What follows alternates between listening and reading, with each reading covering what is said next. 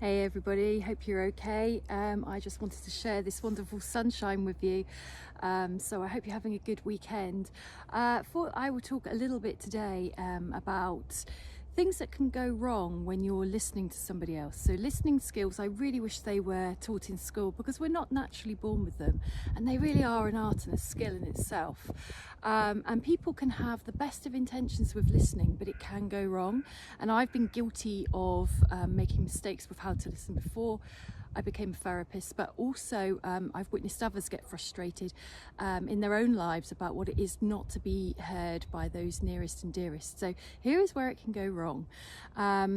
So people can be listening to somebody and somebody can be telling them about their problem, and that person could be really trying hard to listen, but they can lose their focus without even realizing they've lost their focus. So it's a natural thing that when somebody's telling us a story, we might think, oh, I've been through that too. Something sounds really similar and familiar, and then we jump in and start telling them about our experience with the same scenario. The thing is, it will never be an identical scenario, and it's very likely you're going to have different feelings over the same thing. So if we're kind of telling a person that we went through it too, that person's going to feel like they've just been stopped dead in their communication, and that it's no longer about them, it's about the other person. And that can feel very frustrating because it can feel like we're in the middle of trying to explain how we feel, and that person, it will come across like they're not listening because they're now talking about themselves. So the true key to listening is being able to hold the space for that person no matter what comes into your mind. And things will come into your mind. Even as a therapist, things will come into my mind. I'd be being deceptive if I said that wasn't true. But the key is to sort of kind of put it to a side for a moment and think, I might come back to that, or I might deal with that with myself later, but to stay focused on that person's story without attuning to your own.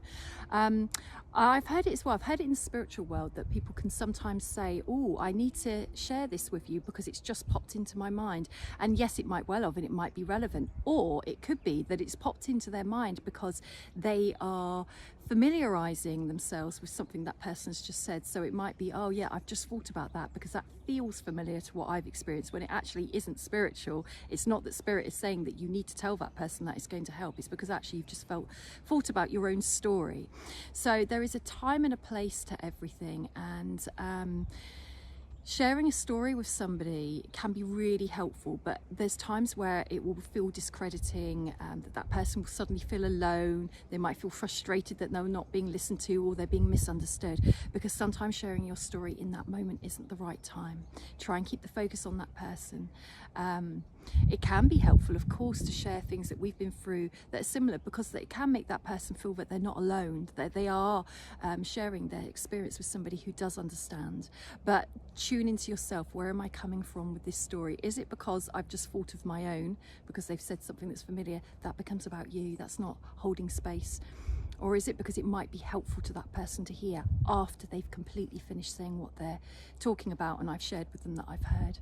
It's really not easy, and you have to use your own discernment and judgment as to how to do that. And there are listening skills courses out there. You can do short courses, just whoever you are. You don't have to be in the therapy world. It can be so useful, and it can be a way of better connecting with others and to make others feel understood. Have a great weekend.